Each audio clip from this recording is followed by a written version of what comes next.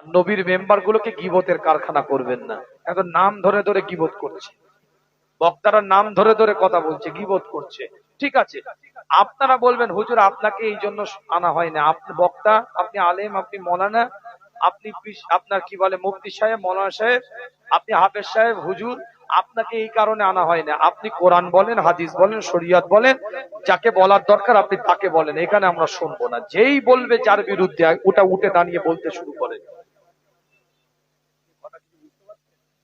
সমাজকে একটা জায়গায় আনার চেষ্টা করেন, এটা আপনাদের দায়িত্ব। সাবজেক্ট বেঁধে দেন, বক্তা ওয়াজ করার আগে বিষয়বস্তু বেঁধে দেন, এই বিষয়ে ওয়াজ করতে হবে। জাজমেন্ট রাখেন, বক্তা বিষয় গোলমাল করলে বলবেন হাদিয়া থেকে কেটে নেব।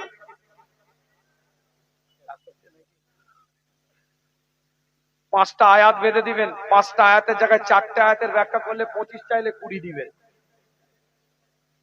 25 চাইলে 20 দিবেন। কেন পাঁচটা আয়াতে 5,000 টাকা করে যদি দেন, 25 চাইলে 20, আর পাঁচটা বললে 25 দেবো। যা রাগ করছেন নাকি? এটা না করলে আপনাদেরকে নিয়ে খেলা করছে রে বাবা বক্তা গুলো। ইন্টারনেট, ইউটিউব, সোশ্যাল মিডিয়া খুলে দেখেন কি চলছে, কটা কোরআন বলেছে, কটা হাদিস বলেছে 2 ঘন্টার বক্তাটা এসে। দেখুন আপনি, আমার কথা যদি ভুল হয়, আর আপনাদেরকে চালাক করছি আমি, আপনাদেরকে মাঠে নামাবার চেষ্টা করছি আমি। যেদিন আপনারা ফিল্ডে নামবেন, দুটো প্রতিবাদ উঠবে। দ্বিতীয় নাম্বার, নিজেদের মধ্যে দলাদলি নয়, ইখতিলাফ নয়, মাসলা মাসাইলে দলাদলি নয়। কারোর প্রতি যদি কোনো মাসলা বলার আপনার ব্যাপার থাকে, বসে ফোন করে সরাসরি করে কথা বলে মাসলা মিটিয়ে দেন। মাইকে উঠে ইনিও বলছে উনিও বলছে, মাঝখান থেকে মানুষ চিন্তা করছে দাওয়াত করে নিয়ে এলাম ওয়াজ শোনার জন্য, কি ওয়াজ করলো নিজেই বুঝতে পারলো না শ্রোতা। কথা ঠিক না? কোন মাসলা মাসাইলে যদি ইখতিলাফ সমাজের বুকে আসে, হতেই পারে আলেম ওলামাদের মধ্যে মত থাকতেই পারে, ইসলামের সুন্নাহ, এটা কোনো ইখতিলাফ ঝগড়া ফাসাদ নয়, এটা আল্লাহর রহমত। কিন্তু আলেম আলেমে, ওলামায় ওলামায়, মুফতিতে মুফতিতে, মৌলানায় মৌলানায় হবে। সাধারণ মানুষ উঠে দাঁড়িয়ে বলবেন হুজুর যিনি এই কথা বলেছেন তানাকে কি এই কথা আপনি বলেন, নিজেদের মধ্যে কথা বলে মীমাংসা করে আমাদেরকে বলেন। আমরা শুনে খুশি। কথা বলে না কেন?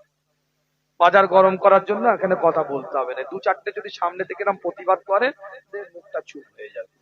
কথা ঠিক না? আল্লাহ আমাদের সকলকে কবুল করেন। আর কথা ঠিক বলছিল, আল্লাহ পাক কবুল করেন, সকলে বলেন আমিন।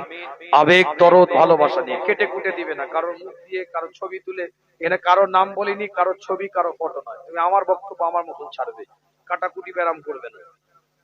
এটা ব্যারাম আছে, কারোর বিরুদ্ধে আমি বলিনি, কারোর মুখ লেগে দিয়ে মনে করে দিল উনি ওনার বিরুদ্ধে বলেছে।